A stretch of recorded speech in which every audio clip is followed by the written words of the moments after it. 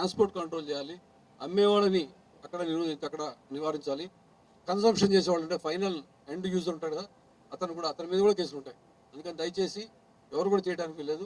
అన్ని చోట్ల కూడా మేము నిఘా పెట్టడం జరిగింది. ఎందుకంటే సోర్స్ ముందు చేయాలనే ఉద్దేశంతో సోర్స్ మీద పడ్డాం పైగా. దానికి సంబంధించి చాలా టెక్నాలజీ వాడుతున్నాం ఇప్పుడు. ఈ మధ్య మీరు చూసే ఉంటారు, మల్టీ స్పెక్ట్రమ్ డ్రోన్స్ వాడటం వల్ల ఇది ఫలానా అంటే ఈ అక్కడ ఉన్న ఆకు ఫలానా కాదా అని చెప్పడం ద్వారా మనం ప్రతి చోటకి మనం వెళ్ళాల్సిన అవసరం లేకుండా చేయడం జరుగుతూ ఉంది.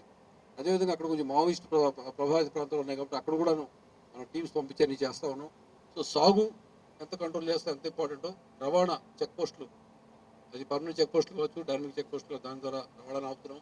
అదేవిధంగా ఎవరైతే అమ్ముతున్నారో, ఎవరైతే ట్రేడర్స్ ఉన్నారో, ఎవరైతే ముందుగానే ఇన్వెస్ట్ చేసి ఆ రైతులకు పైసలు ఇచ్చి చేయండి అని చెప్తున్నారో వాళ్ళ మీద, అంటే వాళ్ళ main king pins business trading చేసేవాళ్ళు ట్రేడర్స్ ఎవరు, అదేవిధంగా ఫైనల్ కన్సంప్షన్ చేస్తున్నారు. ఏ ఒక్కరిని వదిలేదు అంటే కన్సంప్షన్ కదా, చిన్నది 2 గ్రాములు ఉన్నాయి కదా, 5 గ్రాములు ఉన్నాయి, వదిలిపెట్టేది లేదు. వాళ్ళ మీద అప్పుడే మన కంట్రోల్ అవుతుంది. సో ఫైనాన్షియల్ అసెట్స్ కూడా ఫ్రీజ్ చేయడం జరిగింది. సో ఇది ఎందుకంటే ఈ ఎన్డీపీఎస్ రిలేటెడ్ కేసులో అది కూడా ప్రొవిజన్ ఉంది కాబట్టి అది కూడా చేయడం జరుగుతూ ఉంది. సో అన్ని లెవెల్లో కూడా కంట్రోల్ చేయడం ద్వారా పూర్తిగా చేయాలని, ప్లస్ అవగాహన అందరూ కల్పించాలనే ఉద్దేశంతో ఇన్ఫర్మేషన్ ఉన్నది తెలియజేయమని చెప్తున్నాం.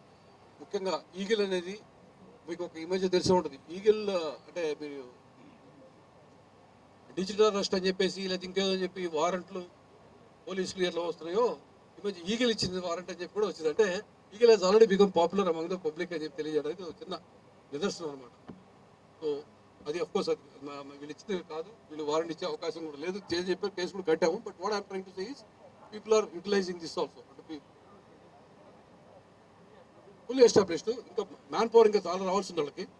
ఏజెంట్గా దాంట్లో ఉన్న వాళ్ళతో డెప్యుటేషన్ మీద వెళ్తారు. అది మేము రెగ్యులర్ పోలీస్ నుంచి ఇవ్వాల్సి ఉంటుంది. సో అంటే మేము కావాలని పూర్తి వివరాలు చెప్పట్లేదు, దానికి కొంచెం కొన్ని స్పెషలైజ్ ఏజెన్సీ ఎలా పనిచేస్తే అలా పనిచేస్తాం అన్నమాట. But we have enough of people with that. Main ఏంటంటే దీంట్లో కూడా ఇన్ఫర్మేషన్ ఇస్ ఇంపార్టెంట్. ఇన్ఫర్మేషన్ మాకు వస్తుంది ఇప్పుడు బాగా. అంటే మనం ఇన్ఫర్మేషన్ అనేది ఎలా ఉంటుందంటే, మీరు ఒకసారి నాకు ఎవరైనా ఇన్ఫర్మేషన్ ఇచ్చినప్పుడు దాని మీద యాక్షన్ తీసుకుంటేనే ఇంకోసారి మీరు కానీ ఇంకొకరు కానీ చెప్తారు.